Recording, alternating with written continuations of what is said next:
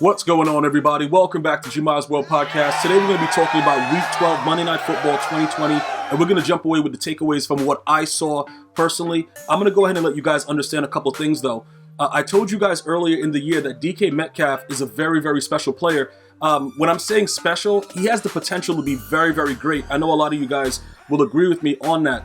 He's just way too big to be that fast. Even though he's like 6'3", you know, it's kind of scary though, because if he's 1 inch taller, you can start to compare him really to Randy Moss. If he's 2 inches taller, now we're talking Calvin Johnson. But he's just right there, and he's big enough to do all those things.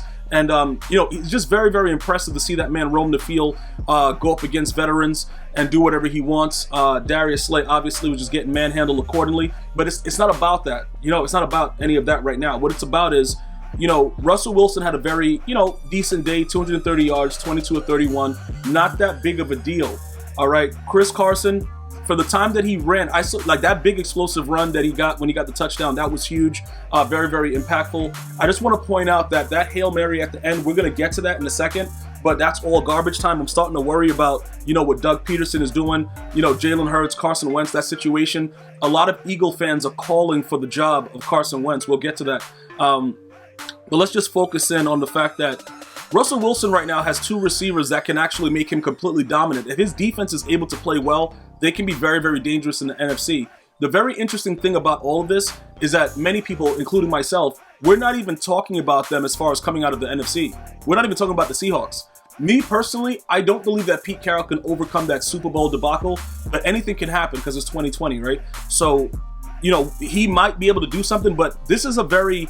At this point, they're a dynamic duo, all right? Because even though Tyler Lockett had 3 receptions of 23 yards and 4 targets, they were all over him. They actually bracketed Tyler Lockett a lot yesterday, and they tried to give DK Metcalf one-on-one coverage with, you know, with Slay, which was a mistake. Obviously, 10 receptions, 177 yards, no touchdowns, but we got to kind of see exactly what that young man is made of, no matter what's going on. And in certain cases, when the ball was being thrown to him, it was underthrown. I don't know if you guys are picking up on that. You know, I give Russell Wilson a lot of credit. He usually gets the ball out in front, but if you give DK Metcalf to Patrick Mahomes, I'm sorry guys, he's gonna be a lot better than he already is right now, because he's just a bigger Tyreek Hill, and he can burn. And Mahomes has that big arm. And again, when it comes to arm strength, there's no comparison, I don't believe, other than, you know, it all depends. It really, really all depends. Josh Allen is the only other guy I'll give that arm strength kind of bout to with Mahomes, where it's like, you know, they're pretty much right there.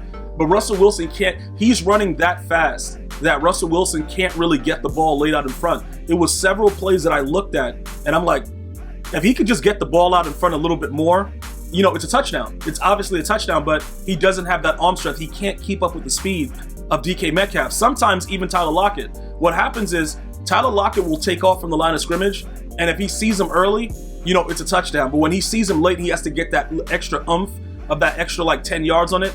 It just hasn't been getting there. But right now, with the way that this team is, I'm just letting everybody know, don't be surprised if you know, the Seahawks is able to take out one of those Saints, you know, Tampa Bay Buccaneer type teams. Like, I'm just letting everybody understand that, because this team is pretty good. I know they had their little struggles in the middle and they kind of sucked for a while, but they're a decent, you know, they're a decent football team. And it's something that people are going to definitely have to really look out for and watch going forward, just so that everybody understands that. All right, so the running game wasn't really there. Passing game, very, very impressive. You know, definitely something enjoyable to watch. DK Metcalf is becoming a household name, and I like that. Now, let's go to the Eagles. We understand that they're in a division where every one of the teams sucks. And you know what's scary? The Giants might actually win this.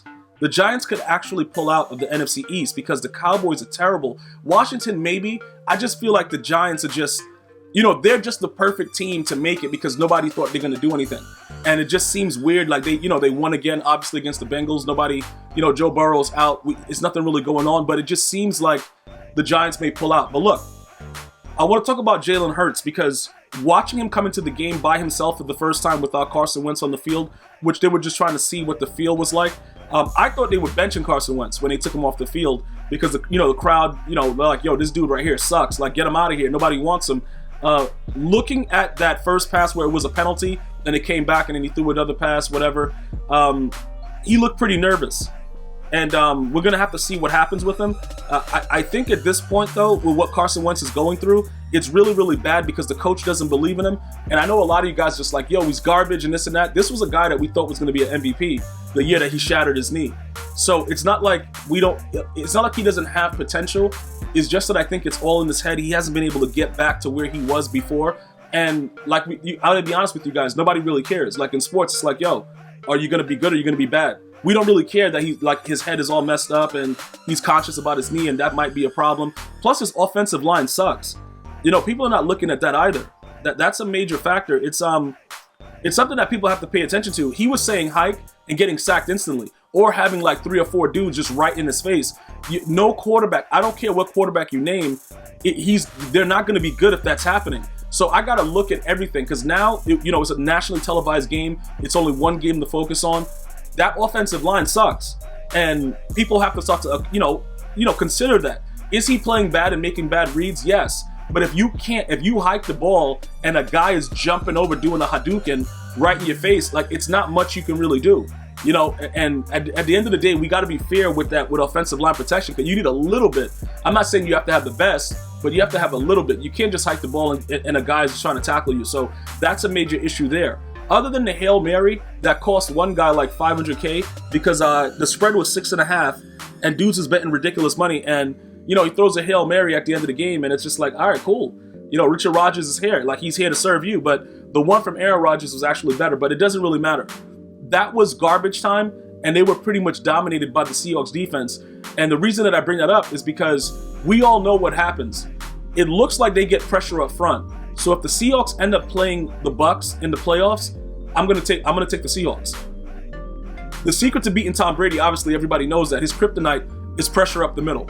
So if they're able to do that, which I saw yesterday, I don't think Tom Brady's doing anything. Tom Brady's going home to his wife, whether he likes it or not, probably very early in the playoffs. Now, I don't know about Drew Brees because, I got to see what happens with those ribs and all that stuff.